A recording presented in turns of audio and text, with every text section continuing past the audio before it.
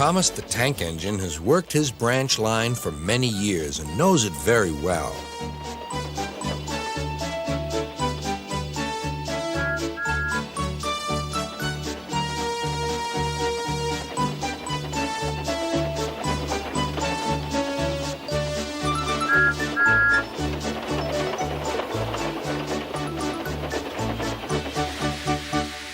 You know just where to stop, Thomas, laughed his driver. You could almost manage it without me. Thomas had become conceited. He didn't realize his driver was joking. Later, he boasted to the others. Driver says I don't need him now.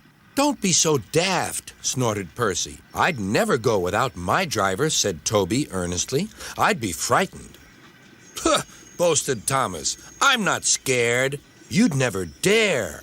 I would then. You'll see. The next morning, the firelighter came. Thomas drowsed comfortably as the warmth spread through his boiler. Percy and Toby were still asleep. Thomas suddenly remembered.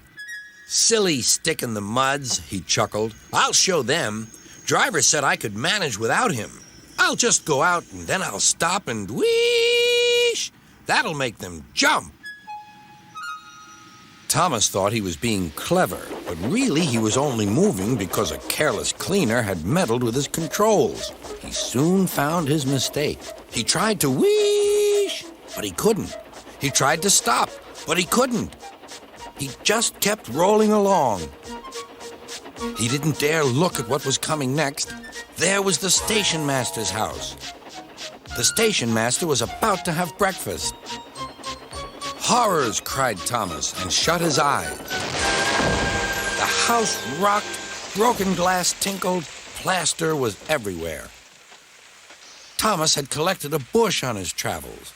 He peered into the room through its leaves. He couldn't speak. The station master was furious. His wife picked up her plate. You miserable engine, she scolded. Just look what you've done to our breakfast. Now I shall have to cook some more. She banged the door. More plaster fell. This time it fell on Thomas. Thomas felt depressed. Workmen propped up the house with strong poles and laid rails through the garden. Then, the Scottish twin engines Donald and Douglas arrived.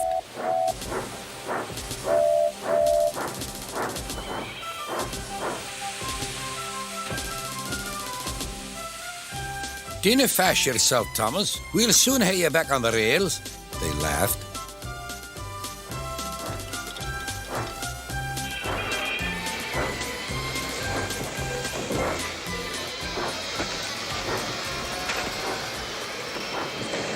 Donald and Douglas, puffing hard, managed to haul Thomas back to safety. Bits of fencing, the bush, and a broken window frame festooned his front, which was badly twisted. The twins laughed and left him. Thomas was in disgrace. There was worse to come.